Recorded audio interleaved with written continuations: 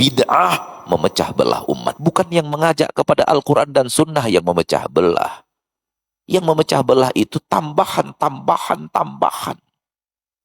Yang ini nambahkan A, buat sekte sendiri. Yang ini nambahkan B yang berbeda dengan A, buat sekte sendiri. Yang ini nambahkan Z, buat sekte sendiri. Yang ini nambahkan L, buat sekte sendiri. Yang ini nambahkan C, buat sekte sendiri. Yang ini C kuadrat, buat sekte sendiri. Sekiranya mereka semua kembali kepada agama yang Nabi ajarkan dan Nabi amalkan bersama para sahabat, tak akan terjadi perpecahan. Sebagaimana dulu Nabi dan para sahabat satu kesatuan, tak berpecah belah. Ummatan wahidah, umat yang satu. Tak ada sekte-sekte di tengah Nabi dan para sahabat ketika mereka hidup, yang ada hanya Islam atau selain Islam. Hal yang sama di zaman Abu Bakar. Ummatun wahidah, tak ada. Hal yang sama di zaman Umar. Tak ada yang pecah belah. Umat Islam itu satu kesatuan, utuh. Hal yang sama di masa kekhalifahan Utsman. Namun di bagian akhirnya sudah mulai ada yang membuat kelompok. Dan kelompok inilah yang kemudian melakukan pemberontakan di kota Madinah. Sengaja mereka memilih kota Madinah ketika sepi. Penduduknya pada pergi naik haji. Mereka datang di waktu Madinah sedang sepi dari singa-singa perangnya. Mereka datang ke kota Madinah di saat para sahabat Nabi sibuk wukuf di Arafah. Waktu yang mulia itulah yang mereka gunakan untuk memberontak kepada Utsman bin Affan. Dengan mengepung rumah Utsman bin Affan. Ingin membunuh Utsman bin Affan. Dengan dalih-dalih ini itu yang sesuai dengan hawa nafsu mereka. Sahabat-sahabat Nabi yang ada di kota Madinah dan jumlahnya tak banyak, menjaga rumah Utsman dengan pedang. Jangan kalian masuk rumah Utsman.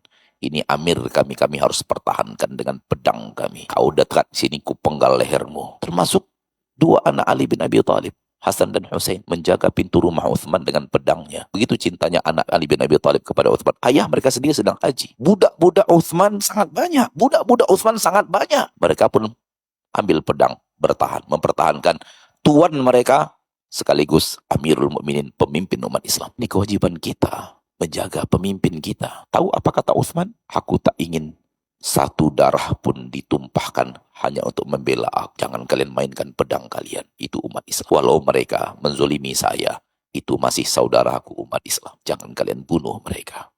Jangan kalian tumpahkan darah mereka. Lihat pemimpin yang hebat, hasil didik Rasul tercinta.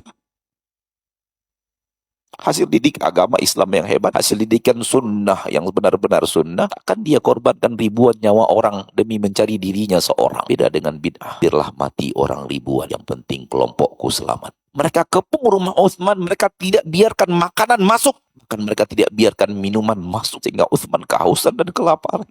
Dia yang telah membeli sumur di saat kaum muslimin kehausan di kota Madinah dari seorang Yahudi dengan hartanya. Sekarang dia buat pemimpin itu kehausan di rumahnya, tak punya air. Sampai Utsman teriak dari atas, wahai umat Islam, siapa yang membeli sumur itu dari Yahudi hingga kalian minum? Kenapa aku tak diberikan minum? Bid'ah membuat hati nurani manusia terbunuh. Budak-budak Utsman angkat senjata, cabut pedang dari sarangnya. Kata Utsman, siapa yang memasukkan pedangnya ke dalam sarangnya, bebas. Aku merdekakan. Lihat indahnya Islam. Lihat indahnya sunnah. Lihat agama damai. Lihat agama persatuan. Lihat agama kasih sayang. Lihat agama kemanusiaan. Lihat agama yang penuh akal. Lihat agama yang penuh norma-norma. Merdeka itu mahal.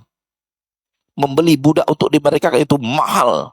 Cita-cita budak dalam hidupnya untuk dunianya adalah merdeka. Sebagaimana cita-citanya untuk akhirat adalah surga. Sampailah hari itu, hari terakhir hidupnya Utsman radhiyallahu anhu ardah, seorang pemimpin yang dizolimi oleh rakyat karena bid'ah yang ada di tengah rakyatnya, yang diamalkan oleh rakyatnya. Hari itu beliau berpuasa karena malamnya beliau bertemu Rasul di dalam mimpi.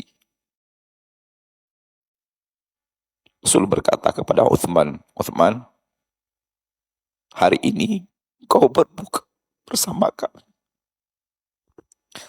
Utsman bermimpi Rasul, dan mimpi Rasul adalah mimpi kenyataan. Karena syaitan tak bisa membuat mimpi. Kalau yang dia buat-buat adalah bentuk Nabi, maka itu mimpi yang hak. Dan dalam mimpi Utsman mendengarkan Nabi berkata kepadanya sallallahu alaihi wasallam, Uthman besok berbuka di sini bersama. Oleh karena itu hari itu dia puasa. Karena dia yakin hari itu dia akan wafat dan menyusul Nabi, menyusul Abu Bakar, menyusul Umar. Dan beliau sibuk harinya itu sambil haus, sambil lapar dengan membaca Al-Quran. Sampai pemberontak itu masuk dari atas.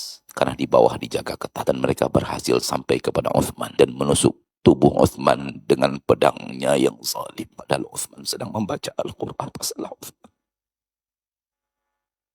Apa salah Uthman? Uthman bin Affan telah berjuang hebat untuk menegakkan agama Islam. Dan tegaknya Islam di permukaan bumi dengan izin Allah. Melalui sebahagiannya harta Uthman dan perjuangan Uthman bin Affan. Tak ada yang tidak tahu bagaimana hebatnya Uthman menegakkan agama Islam. Menolong agama Allah untuk tegak di permukaan bumi dengan harta, tenaga, fikiran dan jiwa beliau. Namun semua itu bagi ahli bid'ah tak dianggap sebagai kemuliaan karena syubhat yang masuk di kepala. Akhirnya mereka merasa membunuh seorang pemimpin zalim, kata mereka. Dan Uthman pun akhirnya terkapar bersimbah darah sebelum waktu berbuka puasa, persis berapa saat sebelum waktu berbuka puasa. Dan benar-benar beliau berbuka puasa bersama Nabi, bersama Rasul tercinta. Beliau tutup perjuangan hebat beliau dengan penderitaan tiada tara dari ahli bid'ah.